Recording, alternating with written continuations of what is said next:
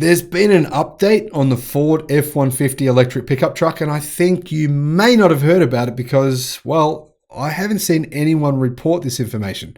Two parts to this news. The first is range. The second is production numbers. Hello, my friends. Welcome to the channel on the Electric Viking. Great to have you here. I reported recently on the EPA range of Ford's electric pickup truck, and guess what?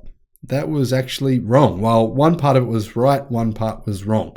The range of the base model, 230 miles on the EPA standard, is 230 miles. That was correct. However, the range of the extended range model now turns out to be more than what Ford said it would be. They said 300. It's actually now 320, which I have to say is pretty good. Kudos to Ford. However, there is some other news that you may not have heard of, which puts a little bit of a downer on Ford's electric pickup truck. But with the good news first is that Ford is preparing to start production and deliveries of the F-150 Lightning, which will massively accelerate America's transition to electric vehicles. I believe the electrification of the pickup world will basically tip the scales for electric vehicles in America. It will lead to everyone wanting one because they'll say, it's not fair. Electric pickups have them. They're better vehicles. We want one as well. I think this is what will lead to the tipping point where customers will start to say, no, we do not want internal combustion. Now, Ford got a lot of headlines, a lot of marketing, and rightly so, by announcing the F-150 Lightning would start at $40,000 US with a range of 300 miles. Now, to be fair, it doesn't cost $40,000 with a range of 300 miles. The 230 mile range version costs $40,000 US, and that is, of course, the commercial version or the fleet version. So that 230 miles or 370 kilometers on a single charge is really good. But if you want the extended range version with 320 miles, the bad news is you've got to pay $74,000 US because then it comes loaded with a whole bunch of other features. Now, we don't have the efficiency figures yet, other than for the standard battery pack, but apparently that data will come soon. Now, Jim Farley has congratulated his engineering team for beating expectations on the extended range model, providing 320 miles of range instead of 300 as they originally quoted. He said, that's 20 more miles than our initial target for ER, or extended range. Congrats to Ford's engineers who keep making the F-150 Lightning even better. Now, just for some context here, based on General Motors specifications for their pickup, it's clearly the better pickup in a variety of ways. I mean, for one, it's built from the ground up. This isn't really built from the ground up as an electric pickup truck.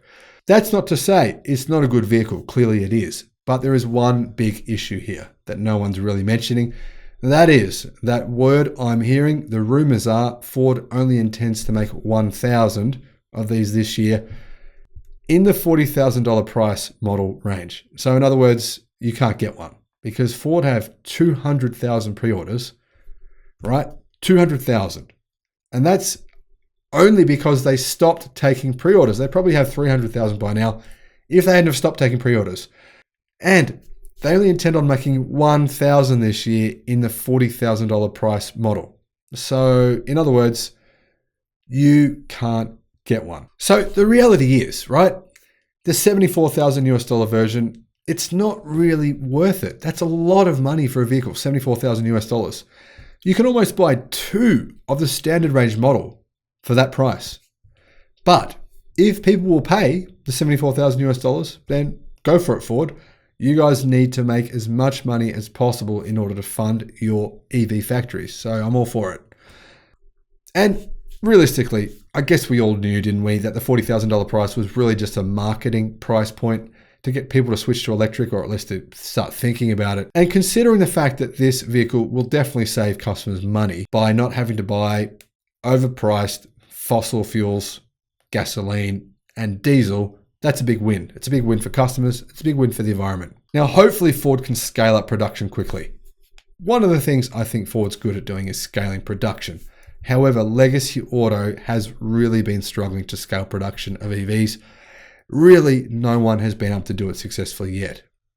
And considering Ford only has one battery supplier for these vehicles, I do see this as being a significant challenge for the company. The other thing that's worth considering here, is the $40,000 model really going to sell for $40,000? I mean, with all the price pressures on the auto industry lately, and nearly everyone raising their prices over the last few months, how long realistically will the $40,000 US version even be available? Will they ever sell at that price?